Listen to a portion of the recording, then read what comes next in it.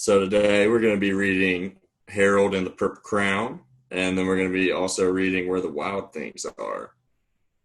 Starting off with Harold and the Purple Crown. Harold and the Purple Crayon. One evening, after thinking it over for some time, Harold decided to go for a walk in the moonlight. There wasn't any moon, and Harold needed a moon for a walk in the moonlight, so Harold drew a moon. He also needed something to walk on. What do we think Harold's drawing right now? And he set off on his walk, taking his big purple crown with him. So it looks like he drew a road over there, using the moon as moonlight. But he didn't seem to be getting anywhere on a long, straight path. So he left the path for a shortcut across a field, and the moon went with him. The shortcut led right to where Harold thought a forest ought to be. I wonder what he's going to do. He didn't want to get lost in the woods, so he made a very small forest with just one tree in it. Just one. It turned out to be an apple tree. The apples would be very tasty, Harold thought, when they got red. So we have to wait for the apples to get red to get tasty, so what's he going to do? So he put a frightening dragon underneath the tree to guard the apples. Look at the teeth on that thing. It was terribly frightening dragon. It even frightened Harold. He backed away. His hand holding the purple crayon shook. Suddenly he realized what was happening. But then Harold was over his head in an ocean. Oh no. The moon's still there. He came up thinking fast.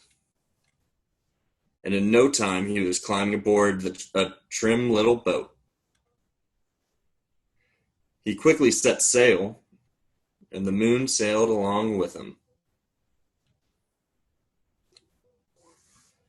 After he had sailed long enough, Harold made land without much trouble. He stepped ashore on the beach, wondering where he was. The sandy beach reminded Harold of picnics, and he thought of picnics made him hungry. So he laid out a nice, simple picnic lunch. There was nothing but pie, but there were all 9 kinds of pie that Harold liked the best. When Harold finished his picnic, there was quite a lot left. He hated to see so much delicious pie go to waste. So Harold left a very hungry moose and a deserving porcupine to finish it up. And off he went, looking for a hill to climb to see where he was. Harold knew that the higher up he went, the farther he could see, so he decided to make the hill into a mountain. If he went high enough, he thought he could see the window of his bedroom. He was tired, and he felt he ought to be going to bed. So he hoped he could see his bedroom window from the top of the mountain. Uh-oh. But as soon as he looked over the other side, he slipped. But luckily, he kept his wits and his purple crayon. He made a balloon, and he grabbed onto it. Good job, Harold. And he made a basket under the balloon big enough to stand in. Nice. He had a fine view from the balloon, but he couldn't see his window. He couldn't even see a house. What's Harold going to do? So, Harold made a house with windows. And he landed the balloon on the grass in the front yard. But none of the windows was his window. He tried to think where his window ought to be. So he made some more windows. He made a big building full of windows. Look at Harold climbing up the windows. He made lots of buildings full of windows. He even made a whole city full of windows. But none of the windows was his window. He couldn't think where it might be. Look at all those windows, but none of them's Harold's. He decided to ask a policeman. The policeman pointed the way Harold was going anyway, but Harold thanked him. And he walked along with the moon, wishing he was in his room and in his bed. Harold's tired. Then suddenly, Harold remembered. He remembered where his bedroom window was when there was a moon. It was always right around the moon. And then Harold made his bed.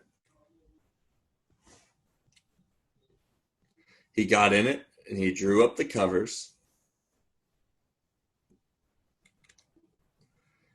Then the purple crown dropped on the floor and Harold dropped off to sleep. Yay, Harold. Harold made it back home. Next book that we're going to do is Where the Wild Things Are. All right. Where the Wild Things Are by Maurice Sedek.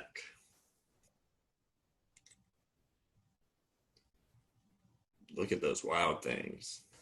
The night Max wore his wolf suit and made mischief of one kind and another, his mother called him Wild Thing, and Max said, "I'll eat you up."